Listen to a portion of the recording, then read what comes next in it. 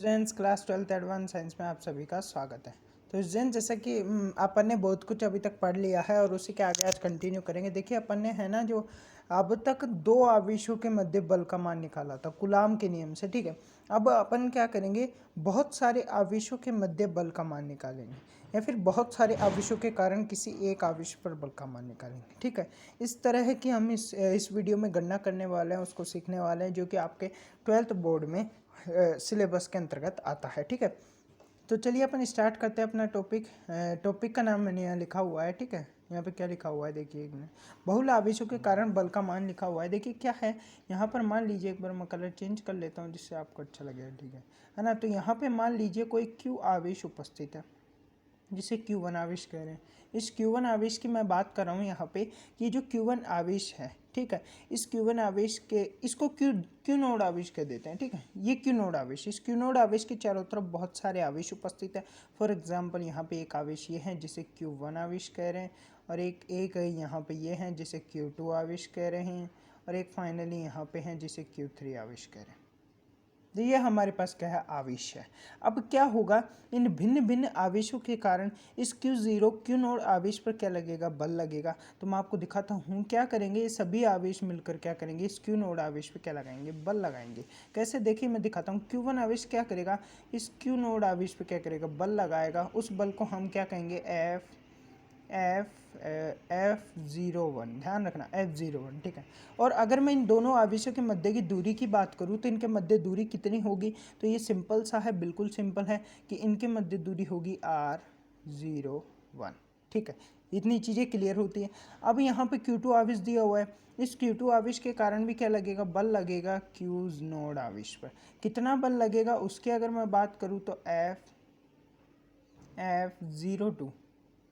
F02 बल लगेगा, ठीक है। अब यहाँ पर इसके मध्य दूरी की बात करूँ तो R02 होगी। अब फाइनली मैं बात करूँगा Q3 आवेश के कारण Q नोड आवेश पर बल। तो Q3 आवेश के कारण Q नोड आवेश पे जो बल लगेगा वो कितना लगेगा, एक मिनट, एक मिनट, ये थोड़ा गलत लिखा है ना, ठीक है, F03। तो ये हमारे पास बल हो गया, ठीक है। अब मैंने आपको बताया था कि किसी क्यू नोड आवेश के चारों तरफ क्या है, बहुत सारे आवेश उपस्थित है। अब उन बहुत सारे आवेशों के कारण हम क्या कर रहे हैं, एक पर्टिकुलर आवेश जो हमने लिया है क्यू नोड आवेश, उसके ऊपर हम बल का मान निकाल रहे हैं, जो कि हमारा ये है। इस पर्टिकुलर आवेश पर हम बल का मान निकाल रहे हैं। तो आपको पता है Q1 के कारण, Q2 के कारण एंड Q3 के कारण, इन तीनों के कारण क्यू नोड पे क्या है, बल लगेगा। अब आपको बता दी, एक तो ये बल रहा, एक तो F01, F02 एंड F03। तो ये हमारे पास बल के मान हो गए। अब हम क्या करने वाले हैं, इस चीज़ को समझना यहाँ पे।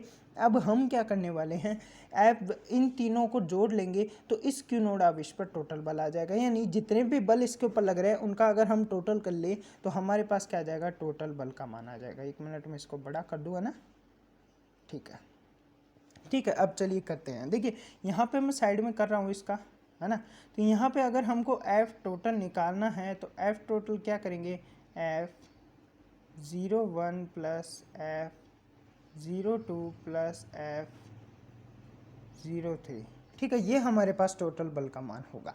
आपको पता है क्या होता है, आपके कूलाम के नियम से पढ़ा हो कि F बराबर K Q1 Q2 upon R का स्क्वायर होता है। ये चीज़ आपने पढ़ा हुआ है। बस यहीं क्या करेंगे, F01, F02 एंड F03 तीनों का मान रख देंगे और उनका टोटल योग हम निकाल लेंगे। तो हमारे पास क्या आ जाएगा, बहुल आवेशों के कारण किसी पर्टिकुलर आवेश पर बल का मान आ जाएगा। चलिए स्टार्ट करते हैं, इसको आगे कंटिन्यू करते हैं। तो आगे देखिए यहाँ पे मैं क्या करने वाला हूँ, यहीं पे F टोटल का अगर अपन मान निकालेंगे तो सबसे पहले क्या करना पड़ेगा, F01, F02 एंड F03 तीनों के मान निकालने पड़ेंगे। तो F01 की अगर मैं बात करूँ तो F01 कितना होगा, तो देखिए F01 में F का मान कितना होता है, K। यहाँ पे Q1 क्या होगा, Q1 तो Q नोड हो जाएगा, क्या होगा, Q नोड हो जाएगा। एंड Q2 क्या होगा, Q1 हो जाएगा, क्योंकि Q नोड, एक तो Q नोड पे हम बल निकाल रहे हैं। Q1 कहाँ है, Q1 इस पे क्या लग रहा है, बल लगा रहा है, ठीक है। तो बस अपॉन R स्क्वायर कितना हो जाएगा, R01 का स्क्वायर। चलिए इतनी चीज़ें आपके क्लियर होती है, ठीक है, इतनी चीज़ें आपकी क्लियर होती हैं। अब हम क्या करेंगे, यहाँ पे F02 का मान निकाल लेते हैं। यहाँ पे F02 का मान निकाल लेंगे। तो F02 का मान कितना होगा, तो यहाँ पे आपको पता चल गया होगा कि Q0 Q2 अपॉन R02 का स्क्वायर। ठीक है, यहाँ पे F02 का मान भी आ चुका है। अब नेक्स्ट पेज पर चलते हैं। ये पेज तो अपना कंप्लीट हो चुका है। यहाँ पे देखना, यहाँ साइड में मैं निकाल रहा हूँ, यहाँ पे F03 का मान निकालेंगे। तो F03 का मान के Q0 Q नोड, Q0 भी कह सकते हैं, Q नोड भी कह सकते हैं। ठीक है, मैं 0 कह रहा हूँ क्योंकि वो नोड है, बाकी वो ठीक है नोड है, ध्यान रखना इस बात का। तो के Q नोड, एक मिनट, के है ना, हाँ, के Q node upon Q3 upon R03 का स्क्वायर, ये हमारे पास आ चुका है। अब हम क्या कर देंगे, F01 F02 F03, ये देखिए यहाँ पे बैक चलिए, यहाँ पे देखिए, यहाँ पे F01 का, F02 एंड यहाँ पे अपन ने F03 का मान निकाले। इन तीनों को योग करके हम टोटल निकाल लेंगे। अब हम योग कर देते हैं इनका। एक बार मैं कलर चेंज कर लेता हूँ, एक बार कलर चेंज करे, रेड ले लेते हैं ना, चलो, है ना, कलर चेंज कर लिया मैंने। अब टोटल निकालेंगे अपन। टोटल कैसे निकालते हैं आपको ये सब पता है, आपको सब कुछ सिखाया गया है। टोटल मैंने ऊपर पीछे सिखा दिया कि F01 F02 एंड F03। तो F टोटल की अगर मैं बात करूँ यहाँ पे कि F टोटल कितना होगा, तो F टोटल बराबर के Q नोड 01 अपॉन R01 का स्क्वायर प्लस के Q, एक मिनट, के Q node 02 upon R node 2 का स्क्वायर प्लस के Q node and Q3 upon R03 का स्क्वायर। तो ये हमारे पास क्या आ गया टोटल। अब हम इसका टोटल निकाल लेंगे और हमारे पास F टोटल यानी बहुल आवेशों के कारण बल का मान आ जाएगा। तो F टोटल आगे सॉल्व करते हैं। देखिए आगे इसको सॉल्व कर रहे हैं हम। F टोटल बराबर, यहाँ पे एक चीज़ नोटिस कीजिए, के एंड ज़ीरो नोड यहाँ पे क्या है, कॉमन है। बिल्कुल सही बात है, के एंड ज़ीरो नोड यहाँ पे कॉमन है, बिल्कुल कॉमन है। इसमें भी के एंड ज़ीरो नोड है, इसमें भी के एंड ज़ीरो नोड है, इसमें भी के एंड, तो के एंड ज़ीरो नोड क्या हो जाएगा, बाहर आ जाएगा। चलिए इसको बाहर निकाल लेते हैं। के and Q zero, Q node कह सकते हैं, फिर क्यू ज़ीरो, ठीक है। तो यहाँ पे क्या हो जाएगा, बाहर आ जाएगा। तो ये देखिए इन तीनों में कॉमन है, चलिए, है ना, कॉमन है।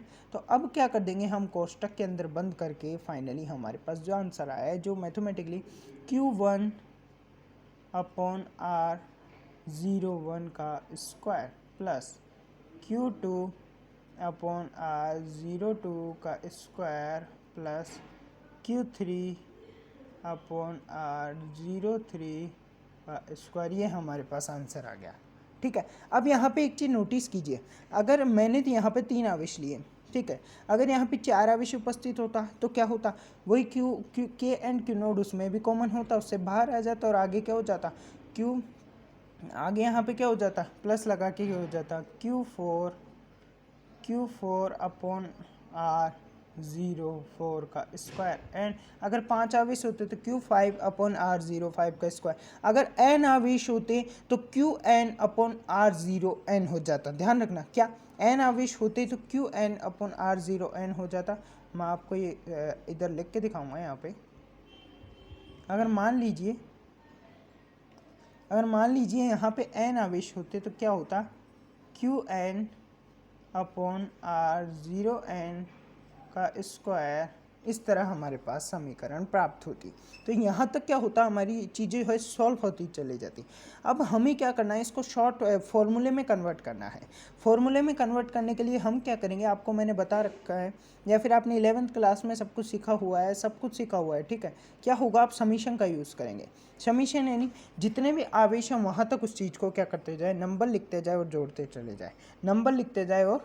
चले जाए, तो समीशन का यूज़ करेंगे। यहाँ पे क्या होगा, इस चीज़ को बड़े ध्यान से, इस चीज़ को ध्यान में रखना और आगे अपन चलते हैं, ठीक है। तो यहाँ पे अगर मैं F टोटल की बात करूँगा तो F टोटल बराबर के Q naught upon summation of, एक मिनट, समीशन लगाना है, समीशन ऑफ समीशन, हाँ, summation of Q I upon R 0 i का स्क्वायर। ध्यान रखना Q I upon R 0 i का स्क्वायर, तो ये चीज़ ध्यान रखना Q I upon R 0 i का स्क्वायर। यहाँ पर अगर मैं i का बात करूँ, i का मान कितना होगा तो n होगा। ध्यान रखना i का मान कितना होगा, n होगा। बिल्कुल परफेक्टली इन चीज़ों को ध्यान रखना, सीखते हुए चलना एक एक चीज़ को, बिल्कुल कुछ गलत नहीं है, ठीक है। तो इतनी चीज़ें आपको समझा दी, बहुल आवेशों के कारण बल का मान, ठीक है। तो चलिए आज की क्लास को यहीं एंड करते हैं, मिलते हैं आपसे नेक्स्ट क्लास में। बहुल आवेशों के कारण बल का मान आप समझ चुके हो। अगर आपको मान लीजिए, एक मिनट में थोड़ा बड़ा कर देता, अगर आपको मान लीजिए कोई भी डाउट आता है बहुल आवेशों के कारण बल के मान में, कोई भी XYZ किसी भी तरह का कोई भी डाउट आता है, तो आज आप मुझे कमेंट में लिख दीजिए, ठीक है। मैं उसका आंसर जरूर दूंगा। एक एक चीज़ आपको क्लियर करते हुए चलनी है, क्योंकि बोर्ड एग्ज़ाम आपके लगने वाले हैं, इस साल भी लगेंगे, तो नेक्स्ट ईयर तो कोरोना भी चला जाएगा, मुझे पता है, क्योंकि कब तक ठहरेगा कोरोना, वैक्सीन लग जाएगी, बहुत कुछ हो जाएगा। तो सोचो आपके बोर्ड एग्ज़ाम तो लगने हैं, तो तैयारी करते हुए चलना है। अभी स्कूलें खुली नहीं है, तो चीज़ों को समझते हुए चलना है। तो कमेंट कर देना और लाइक कर देना। अगर वीडियो अच्छा लगा तो चैनल को सब्सक्राइब नहीं किया तो सब्सक्राइब कर लेना। चलिए मिलते हैं आपसे नेक्स्ट वीडियो में।